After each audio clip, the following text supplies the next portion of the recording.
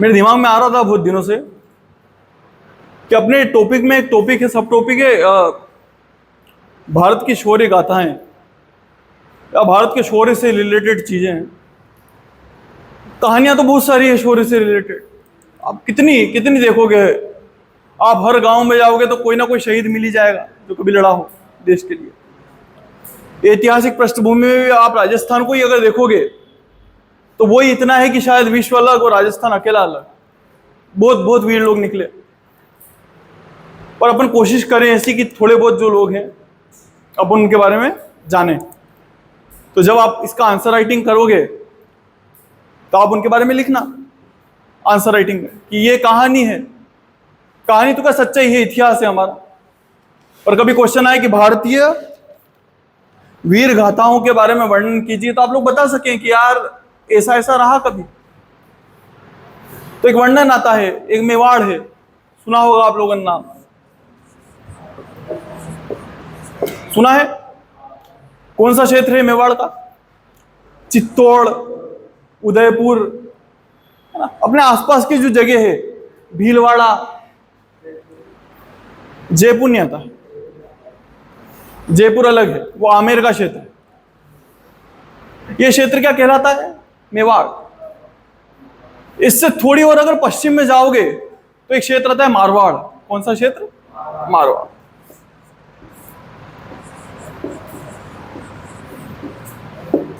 मारवाड़ मारवाड़ क्षेत्र मतलब समझ गए? जो जैसलमेर के इस साइड का क्षेत्र है, बाड़मेर और ये क्या बोलते हैं बीकानेर, जोधपुर, ये क्षेत्र क्या कहलाता है? मारवाड़। मारवाड़ और मेवाड़ की कभी जमी नहीं, ऐसी दुश्मनी थी दोनों की। मेवाड़ में कौन रहते थे? सिसोदिया। मारवाड़ में कौन रहते थे? राठौड़।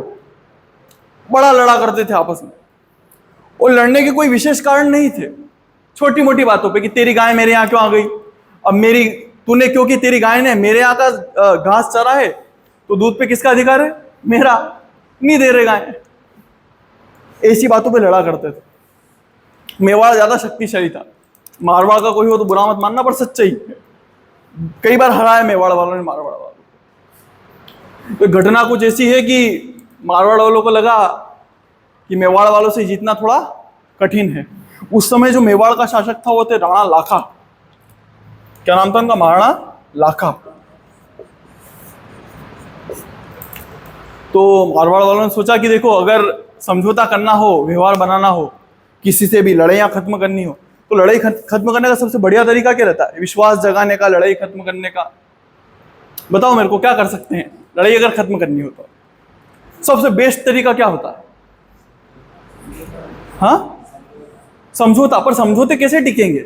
आपने मेरे समझौता कर लिया कि चलो अब ध्यान रखेंगे अपन, ये बाउंड्री बन गई, पर कौन मानेगा? कैसे मानेगा? विश्वास कैसे टिकेगा उस समझौते पर?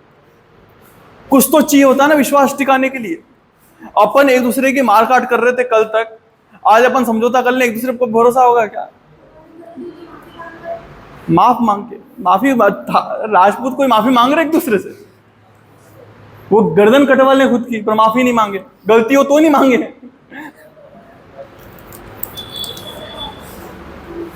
क्या लगता है क्या कर सकते हैं? इसका एक ही उपाय था, विवाह करवा दो, शादी करवा दो। एक घर में दूसरे घर की बेटी रहेगी तो वो वैसे पति को समझा देगी कि आपका अपने ससुर को मारोगे क्या? आंसू भरेगी वो, सामने वाला वैसे ही चित बोलेगी नहीं नहीं मजाक कर रहा था। ऐसा होता है। एक दिन सभा बैठी हुई थी राणा लाखा की। इनके पुत्र हैं राणा चुंडा, बड़ा फेमस है राणा चुंडा।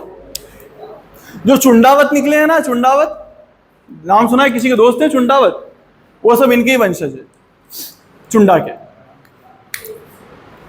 अब क्या हुआ कि मारवाड़ के थोड़े कमजोर पड़ रहे थे, तो उन्हों की लड़की थी हंसाबाई। क्या नाम था? हंसाबाई।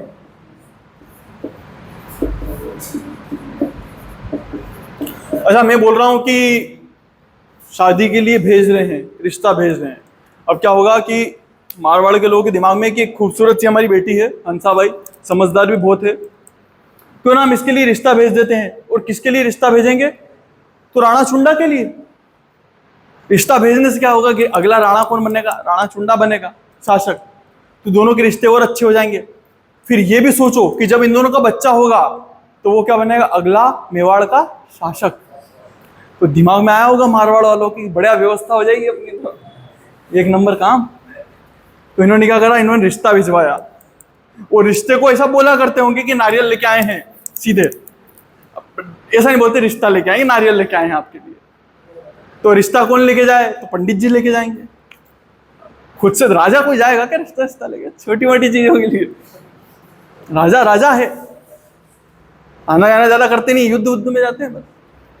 तो ऐसा दरबार सजा हुआ था, जैसे आप लोग बैठे हुए हो ना, आप दरबारी समझो खुद को।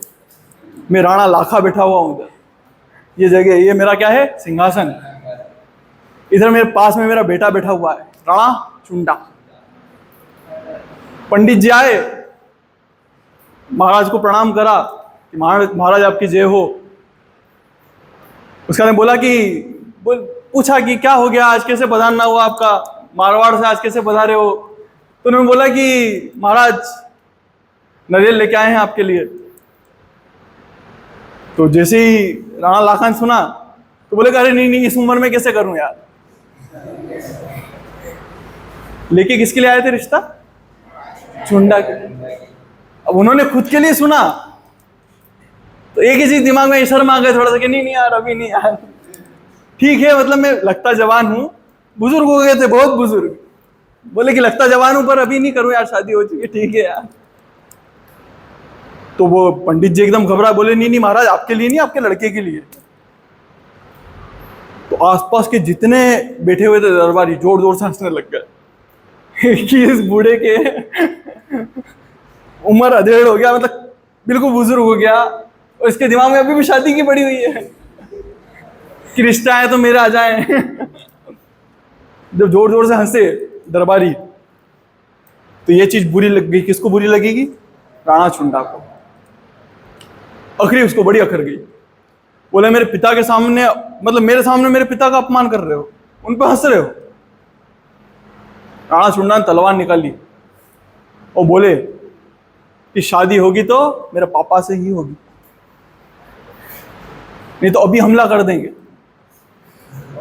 रिश्ता लेके आए थे, मेरे पापा ने बोला, उनको लगा उनके लिए तो अब उनके लिए ही होगी और करना भी पड़ेगी, या तो शादी कर लो या तो बारात लेके आए या सेना लेके आए, क्या इच्छा तुम्हारी। बेचारा वो हाथ पैर जोड़े, पंडित की गलती हो गई, गलती कहीं ना कहीं उसकी भी थी, वो सीधे उनको बोले। खैर राणा लाखों को भी सोचना चाहिए था कि यार अपनी तो उम्र हो गई, अब तो बच्चे की बारी है। बात हंसा को पता चली। हंसा अब कैसे कर ले बुजुर्ग आदमी शादी यार, अब उसको शादी तोड़नी है। अगर सीधे मना कर दे तो हमला, शादी तोड़े तो हमला, कर ले तो समस्या, शादी तोड़नी भी है, मना कर नहीं सकती। तो उसने बोला कि ठीक है, एक शर्त है, वो शर्त ये है कि अगर राणा लाखा से शादी तो कर लूं, पर शर्त ये है कि जो मेरा बच्चा होगा वो राजा बनेगा। वो चीज जानती थी कि यार राणा चुंडा कभी इस चीज के लिए हाँ करेगा क्या कि मैं बड़ा हूं, छोटा कैसे राजा बन जाए। सब दूर होता है ये, सब दूर। अपन जब मध्यकालीन इतिहास पढ़ेंगे तब आप लोग देखोगे कि महाराणा सांगा और उनके भाई आपस में लड़ पड़े थे।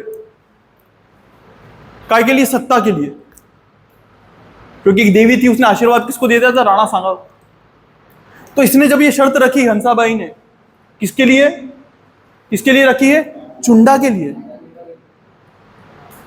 कि बोल तेरे पापा को बोल दे कि जो बच्चा होगा वो राजा बनेगा, हम दोनों का, तेरा नहीं, तू तो खुद मेरा बच्चा कहलाएगा।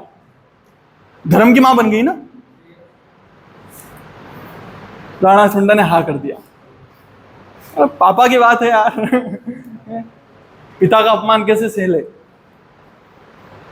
इसीलिए इनको क्या बोलते हैं? एक और आप लोगों ने ऐसे ही कुछ कहानी सुनी होगी महाभारत में कि किसी ने शादी करने से मना कर दिया था। कौन था वो?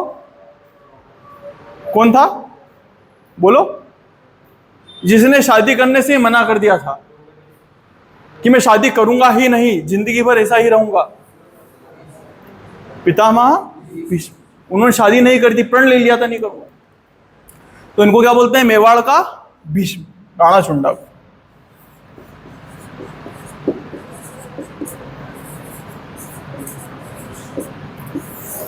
अपन बता सकते हैं कि ऐसी शौर्य की परंपरा रही कि इतना बड़ा साम्राज्य ऐसे ही ठुकरा दिया पिता के सम्मान में।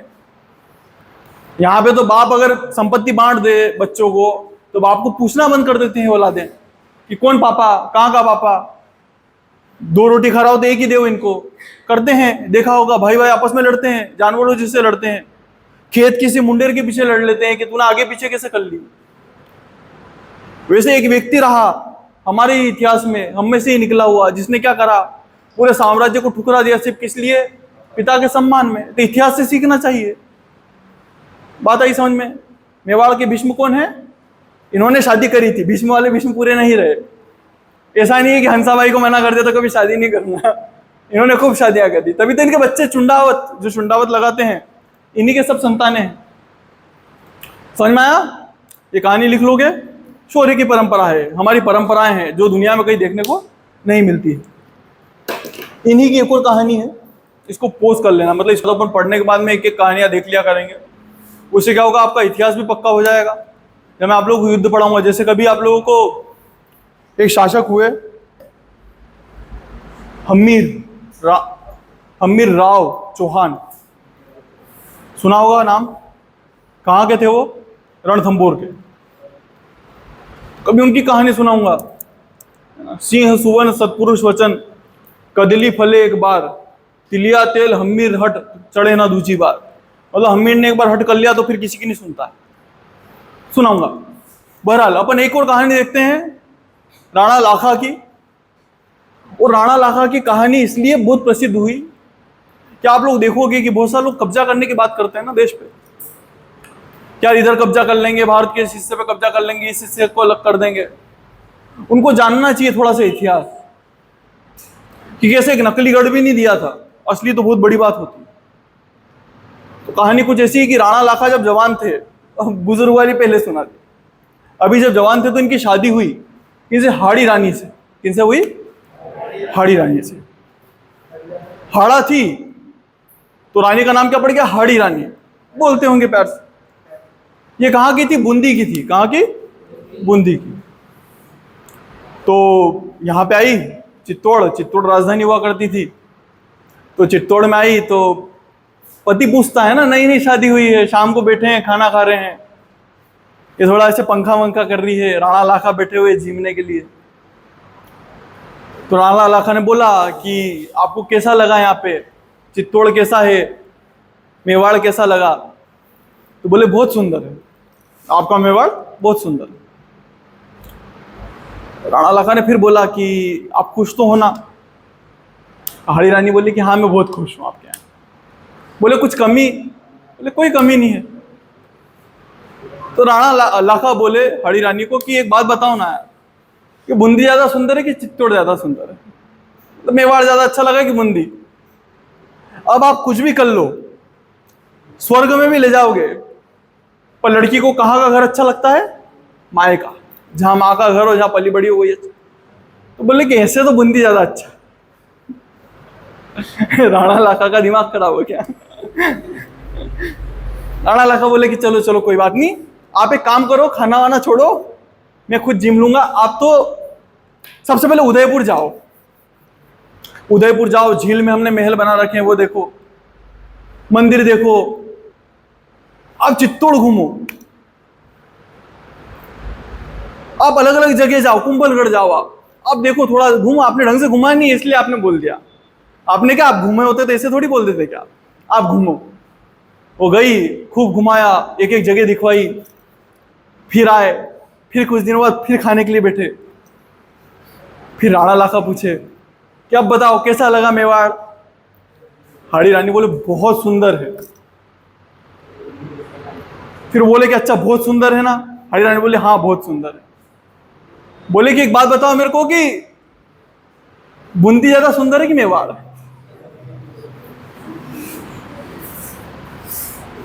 हाड़ी रानी के दिमाग में था कि क्यों पीछे पड़ा हुआ है। हाड़ी रानी बोले कि नहीं दोनों अच्छे हैं। राणा लाखा बोले नहीं एक बताओ, बूंदी के मेवाड़। बोले नहीं नहीं दोनों अच्छे हैं, दोनों बहुत सुंदर हैं, मैंने तो दोनों देखे हैं। उन्होंने निवाला रखा राणा लाखा ने, बोले एक बताओ। अब वो भी क्षत्रिय, बोले कि अगर एक बताना हो ना तो बूंदी ज्यादा सुंदर है। राणा लाखा का बोले कि अगर इससे ज्यादा सुंदर बूंदी है और इसके बाद में यही सुंदर है मेवाड़, तो बूंदी खत्म कर दूंगा तो फिर कौन बचेगा? मेवाड़। तो उन्होंने तलवार निकाली, सेना को आदेश दिया चलो बूंदी। क्या करेंगे? बूंदी का किला गिरा देंगे।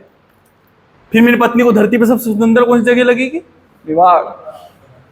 तो बड़े बुजुर्गों ने रोका, उन्होंने कसम खा ली कि खाना नहीं खाऊंगा, पानी भी नहीं पीऊंगा, पहले बूंदी का किला तोड़ूंगा, खत्म करूंगा बूंदी वालों को, फिर अन्न लूंगा, फिर जल लूंगा। अब वचन तो वचन होता है। बड़े बुजुर्गों ने समझाया कि कल तोरण मार के आया, आज तलवारें मारोगे, कैसे जमेगा? अपने परिवार के ही लोग हैं, अच्छा थोड़ी लगेगा ऐसे गुस्से गुस्से में जा रहे हो। उसकी पत्नी हाथ पे जोड़ी कि अब आपसे मजाक नहीं कर सकती हूँ क्या? ऐसे बुरा मान जाते हो, फिर अब आपसे बात भी नहीं करूंगी। पर वो कोई माने क्या? राणा लाखा बोले कि हट जा, बिल्कुल पीछे हट जा। बूंदी बोल रही थी बार बार, तेरे से 4 बार पूछा था मैंने, पूछा था 4 बार, तूने क्यों बोला? जब ऐसी बात आई तो फिर बड़े बुजुर्गों ने ऐसे दिमाग लगाया कि वचन तो पूरा करना पड़ेगा, तो वचन पूरा कैसे किया जाए? तो इसके लिए उन्होंने एक व्यवस्था जमाई कि एक नकली बूंदी बना देते हैं। नकली बूंदी का गढ़ बनाएंगे, एक किला बना देंगे ऐसे कच्चा सा, और राणा लाखा अपनी चक्रवर्ती सेना लेके जाएंगे गाजे बाजे के साथ में। सेना असली रहेगी, बूंदी नकली रहेगी। जाएंगे बढ़िया गाजे बाजे के साथ में, और एक तीर चलाएंगे आग का, और पूरी बूंदी जल के खत्म हो जाएगी। तो अच्छे गाजे बाजे के साथ में गए, सेना वेना लेके, हाथी चल रहे हैं, राजा चल रहा है, ये महाराणा लाखा की सेना आ रही है, ऐसे करके लेके गए। नकली बूंदी बना रखी थी। राणा लाखा खड़े हुए, उनके दरबारी खड़े हुए, सब देखने के लिए प्रजा आ गई कि वाह राणा लाखा आप खत्म करेंगे, अपना वचन पूरा करेंगे। तो राणा लाखा ने जैसे ही धनुष निकाला और वहां से एक तीर आया। कहां से? नकली बूंदी के गढ़ से। तो राणा लाखा का दिमाग खराब हो गया कि मतलब युद्ध चाह रहे, मतलब कौन है ये तो मेवाड़ ही है, बूंदी तो था नहीं, नकली था वो। तो तीर कहां से आ रहा है? तो एक छोटा सा छोरा रहता है 8-10 साल का, उसका नाम रहता है कुंभाहाड़ा। क्या नाम रहता है? कुंभाहाड़ा। ये जो कुंभाहाड़ा है ना,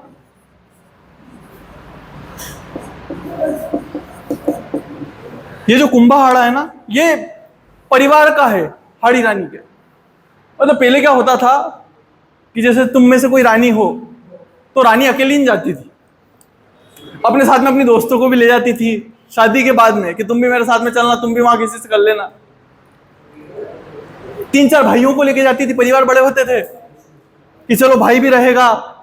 कभी राखी हुई तो आना जाना तो होता नहीं था, बहुत दूर दूर रहते थे, भाई यहाँ पे राखी बांध लेगा, मेरा ध्यान भी रख लेगा। तो ऐसे एक कजिन भाई को लेके आई थी, क्या नाम था उसका? कुंभाहाड़ा। जब कुंभाहाड़ा को पता चला, छोटे से भाई को, कि काय पे हमला करने वाला है? बूंदी पे, तो मेरे जीते जी कैसे हमला कर ले, भले नकली हो तो नकली हो। तो राणा लाखा ने बुलाया, बेटा इधर आया, क्या हो गया तेरे को? बोले कि मैंने सुना आप बूंदी पे हमला करने वाले हो। बोला करने तो वाला हूँ यार। तो बोले बस आप हमला कर रहे हो, मैं रक्षा कर रहा हूँ मेरी बूंदी की। तो बोले कि यार बुरा मत मान, तू ले चॉकलेट वॉकलेट खा ले, क्या खाएगा, बिस्किट खाएगा, ऐसे करके प्यार से उसको समझाया कि मान जा यार, तो बच्चा है, क्या चाहिए तेरे को? लेकिन नहीं, मेरे को तो बूंदी चाहिए, कैसे हमला कर दोगे? तो स्थिति ऐसी बनी कि कुंभाहाड़ा जब तक जिंदा रहा उसने बूंदी जलानी नहीं, इसलिए पहले कुंभाहाड़ा की गर्दन काटनी पड़ी, फिर वो नकली बूंदी का किला गिरा। सोचने वाली बात है कि इतनी वीरता कहीं धरती पे देखने को मिलती है क्या? ये 8-10 साल का बच्चा ये बोल रहा है कि मेरा नकली गढ़ भी नहीं गिरने दूंगा, असली की तो बात ही अलग है, मेरे जीते जी। तो एक कविता है, शायद मैं भूल रहा हूं किसने लिखी है, पर ऐसी कुछ है कि नकली गढ़ दियो नहीं बिना घोर घमासान, सिर टूटिया बिन किम फिरे असली गढ़ रो आन। मतलब नकली गढ़ तो बिना लड़े दिया नहीं, बिना सिर कटाए असली गढ़ किसे दे देते? तो बड़ी वीरता की कहानी है। हम बता सकते हैं कि हमारे यहाँ ऐसे ऐसे वीर हुए हैं, राइट? ठीक है, आज के लिए बहुत है।